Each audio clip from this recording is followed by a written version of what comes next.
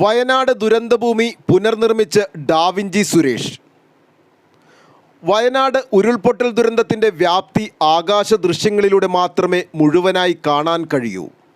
16 അടി നീളത്തിൽ 4 അടിയിൽ കൊടുങ്ങല്ലൂർ സ്വദേശിയും പ്രശസ്ത ശില്പിയുമായ ഡാവിഞ്ചി സുരേഷ് നിർമ്മിച്ച മിനിയേച്ചർ ഉരുൾപൊട്ടൽ രേഖാശില്പം ഒരു സാധാരണക്കാരന് പോലും ഒറ്റ നോട്ടത്തിൽ കണ്ടു മനസ്സിലാക്കാൻ കഴിയും രീതിയിലാണ് ഉണ്ടാക്കിയിരിക്കുന്നത്.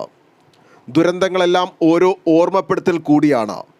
വെള്ളരിപ്പാറയിൽ നിന്നും തുടങ്ങി പുഞ്ചിരിമട്ടവും മുണ്ടകൈ പ്രദേശവും കടന്ന വെള്ളാർമല സ്കൂളും പിന്നിട്ട് ചൂരൽമല വരെ നീണ്ടുകിടക്കുന്ന 7 കിലോമീറ്റർ നീണ്ടുകിടക്കുന്ന പ്രദേശത്തിൻ്റെ പ്രധാന ഭാഗം മാത്രമാണ് മിനിയേച്ചറിൽ ഉള്ളത്.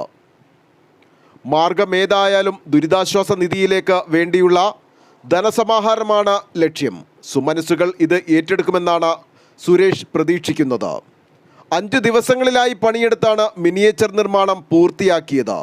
Square pipe, plywood, forex sheet, polyfoam, യൂഫോം, ഫൈബർ, അലങ്കാര ചെടികൾ, ചെറിയ കല്ലുകൾ, കളിക്കോപ്പുകൾ എന്നിവ ഉപയോഗിച്ചാണ് ഇത് ഉണ്ടാക്കിയിരിക്കുന്നത്.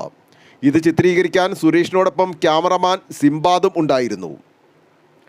വ്യത്യസ്ത ശില്പങ്ങൾ ഒരുക്കി ഇതിനു മുമ്പും ഡാവിഞ്ചി സുരേഷ് ശ്രദ്ധ പിടിച്ചുപറ്റിയിട്ടുണ്ട്.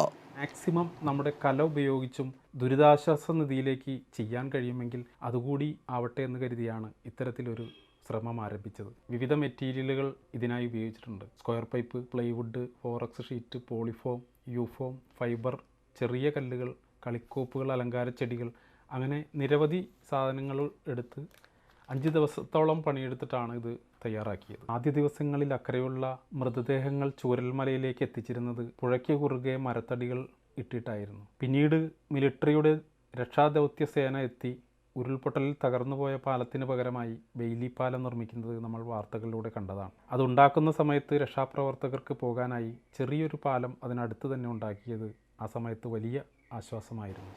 ഇത് ആർക്കെങ്കിലും വാങ്ങിക്കുവാൻ താല്പര്യമുണ്ടെങ്കിൽ നൽകാൻ തയ്യാറാണെന്നും അങ്ങനെ കിട്ടുന്ന തുക മുഖ്യമന്ത്രിയുടെ ദുരിതാശ്വാസ നിധിയിലേക്ക് നൽകുമെന്നും വാങ്ങുന്നയാൾക്ക് ഇത് എവിടെ വേണമെങ്കിലും സെറ്റ് ചെയ്ത് നൽകുമെന്നും അതല്ലെങ്കിൽ വയനാട് പുനരധിവാസം കഴിയുമ്പോൾ ആ ഭാഗത്തെവിടെയെങ്കിലും സ്ഥാപിക്കണമെങ്കിൽ അതിനും തയ്യാറാണെന്നും കലാകാരൻ ഡാവിഞ്ചി സുരേഷ് പറഞ്ഞു. News desk, Kalamassery.